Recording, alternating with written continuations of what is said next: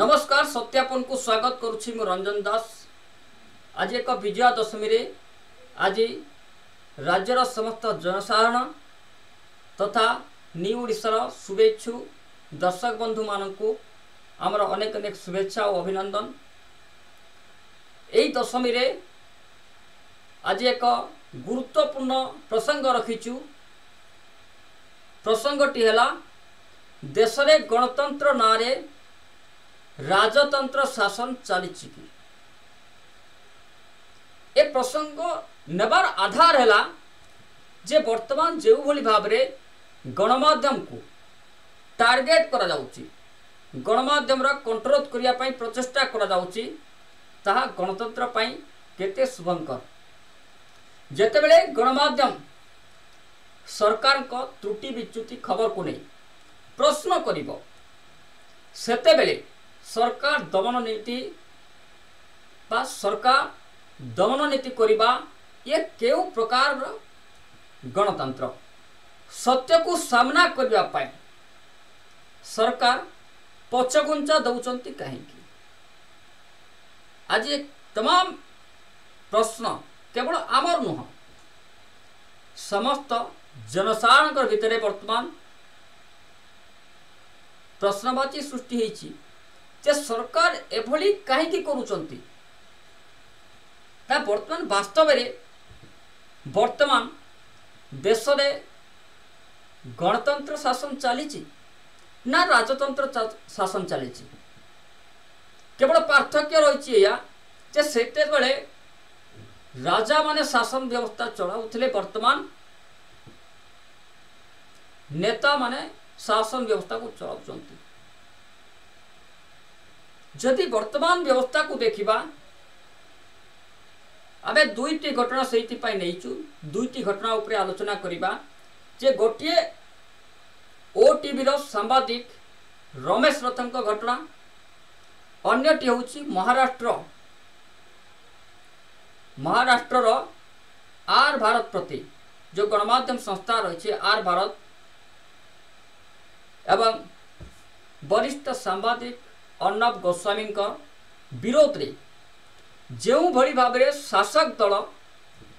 व्यवहार करुचंती बा शासक दल प्रतिशोध परायण होई जो आचरण देखाउचंती सेठी प्रति वर्तमान एभली प्रश्नवाची सृष्टि होगा स्वाभाविक कथा। कारण भारत एक स्वाधीन गणतांत्रिक बा गणतांत्रिक देश एवं प्रश्न करिवार समस्त अधिकार रही। जदि संविधान सही अधिकार आमको देइछि, गणमाध्यम को देइछि, प्रत्येक लोक मान को देइछि, ताहले ए माने सरकार काहे की दमन नीति चलाइचंती, काहे की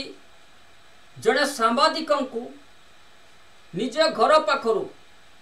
बा सांबादिक रमेश रथन को ओटीवी सांबादिक रमेश रथन को निज घर पाखरु केन्दुझर पुलिस उठाई आनिला एवं जना पड़िला नहीं जे से केन्दुझर पुलिस ना भुवनेश्वर पुलिस कौन सी प्रकार व्यवस्था बा जना पड़िला नहीं को माने नहीं थिले। परवर्ती समय हुए तो सामना को आसिला, स्पष्टीकरण आसिला, किंतु जेउ भली भाव रे व्यवहार करा गला रमेश रथन प्रति कहीं ना कहीं एभली प्रश्नवाची सृष्टि होगा स्वाभाविक कथा। जे आमे वास्तव रे ए देशर गणतांत्रिक व्यवस्था रे रहिचु ना राजतंत्र रे बा गणतांत्रिक ना रे राजतंत्र शासन रे रहिचु। एभली प्रश्नवाची मन को आसवा समस्त मन में प्रश्नवाची सृष्टि होगा स्वाभाविक कथा। कारण निज घर निकटरू हठात आसिले उठाई नेले, किए उठाइला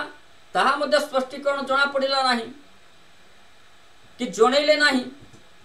फोन नहीं गले, ये कौन व्यवस्था कर से कहा को मर्डर करथिले, रमेश रथ कहा को मर्डर करथिले कि ना सी आतंकवादी थिले। एभली जो आचरण या पछरे कौन रहिला ना केवल सीए जो भिजिट जाइथिले मुख्यमंत्री बन्यांचल परिदर्शन करथिले क्षयक्षति आकलन करि आस्थिले तार एक तथ्य जा आरटीआई आसीथिला ताकू से सामना को आनिथिले जे सरकार जो 19 मिनिट कथा कह जाउछि सेथिरे एते किलोमीटर बा एते एरिया बुलिबा संभव कि से प्रश्न उठाइथिले एतिकि थिला तांकर दोष जदि सरकार भूल करिवे लोकन को भुआ बुलेइबे ताहा जदि सामना को आसीबो कि जदि सामना को आनिबा को प्रयास करिवो ताकू दमन करिबा ये गणतंत्र शासन ना राजतंत्र शासन एभली व्यवस्था ग्रहणीय नुह बा एभली व्यवस्था को कई ग्रहण करि परिबे नाही सेहिति पई वर्तमान आज पर्यंत साधारण रे सोशल मीडिया रे एभली चर्चा बा एभली व्यवस्था को प्रश्न उठाउचंती आपण वर्तमान दिन रे भी काहाकू चपे परिबे नाही कारण समस्ते जने जने गणमाध्यम व्यवस्था जदि ठीक ठाक गणमाध्यम ता दायित्व करुची जदि कोटी सरकार को जो त्रुटि विच्युति रहउची ताकू जदि जने गणमाध्यम भाव रे लोकलोचन को आनिबा ताकू सुधारिया परिवर्ते सेही त्रुटि विच्युति को सुधारिया परिवर्ते गणमाध्यम को आक्रोशमूलक भाव रे एभली हीन चक्रांत करी षड्यंत्र करी हैरान हरकत करिबा ये केउ प्रकार शासन व्यवस्थार मानसिकता बा शासन तंत्र ठीक से भली भाव रे महाराष्ट्र घटना अर्णब गोस्वामी केवल तांकर पालघर जो लिंचिंग मामला थिला सेथिरे प्रश्न उठाइथिले सरकार को जे पुलिस सामने किभली भाव रे एभली एक बड़ घटना घटिला सुशांत सिंह हत्या मामला रे से प्रश्न उठाइथिले सरकार का जो व्यवस्था तंत्र प्रक्रिया को नहीं प्रश्न उठाइथिले एटा कोन अपराध थिला जदि अपराध न गणमाध्यम ता दायित्व करिबो आपण माने सेही दायित्व को पालन करिबा परिवर्ते एभली षड्यंत्र करी गोटे गणमाध्यम संस्था को बंद करिबा पई हीन प्रयास करिबा ये केउ भली मानसिक चिंताधारा बा केउ भली भाव रे एभली शासन व्यवस्था या को कौन कह जाई पारे ना आपण जहा कहिबे गणमाध्यम ताहा छापिबा को बाध्य ताले गणमाध्यम चतुर्थ स्तंभ कहीं की रहिबो आपण जदि जहा चाहिबे हाई कोर्ट सुप्रीम कोर्ट ताहा करिबे ताले व्यवस्था कहीं की रहिबो दुखर सहित कहबा पड़ुची जे देश रे कहीं ना कहीं जो गणतंत्र शासन कथा में कहूचे ताको पालन करिबारे बा संविधान जो अधिकार हमको देछि गणमाध्यम को जो अधिकार देछि जनसाधारण को जो अधिकार देछि प्रश्न करिबार अधिकार देछि ता सेही थिरु एई माने एई राजनेता माने बा एभली शासन व्यवस्था षड्यंत्र करी निर्यातना देवार अधिकार तांकु किए देला जदि सामना करि पारुनाहांती ताहले शासन व्यवस्था रे रहिबा बा लोकंक जदि समस्या रहिछि ताकु जदि समाधान करिबा पई आपण पाखरे समय नाही हुए तो शासन करिबार व्यवस्था बा शासन रे रहिबा क्षमता रे रहिबा सरकार चलेबा अधिकार बोधे तांकर न रहिबा दरकार जदि साहस नाही ताहले सरकार एक नोटिफिकेशन जारी कर दियंतु सरकार एक नोटिफिकेशन जारी करंतु जे राज्य रे विरोधी हो कौन सी जनसाधारण हो हाईकोर्ट हो कि गणमाध्यम प्रतिनिधि हुंतु कहीं सरकार जहाँ कहे ताकू कई प्रश्नवाची सृष्टि करेंगे ना बा प्रश्न उठाइबे ना जदि प्रश्न उठाइबे सी जेल जीवे एभली नोटिफिकेशन बाहर कर दिंतु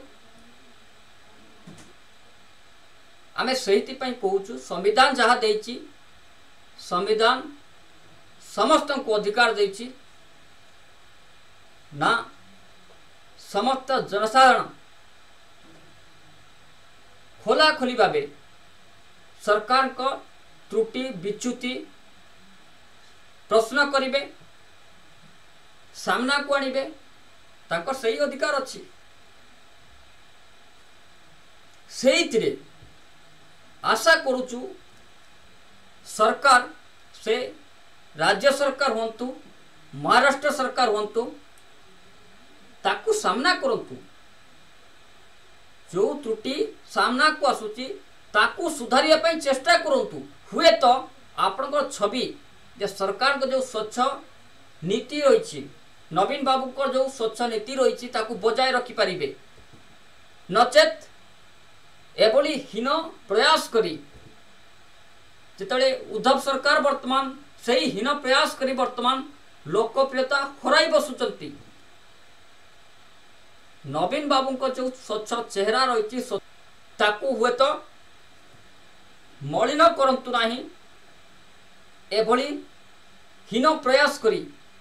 निजर दुर्बलता परिप्रकाश करंतु नाही कारण गणमाध्यम सबु बेले कहीं ना कहीं लोकों को कथा को सामना को आनिबो एवं ताकू समाधान करिवार दायित्व होउछि आपनकर आशा करूछु राज्य सरकार एथि प्रति ध्यान देबे आज एतिकी बहुत बहुत धन्यवाद नमस्कार।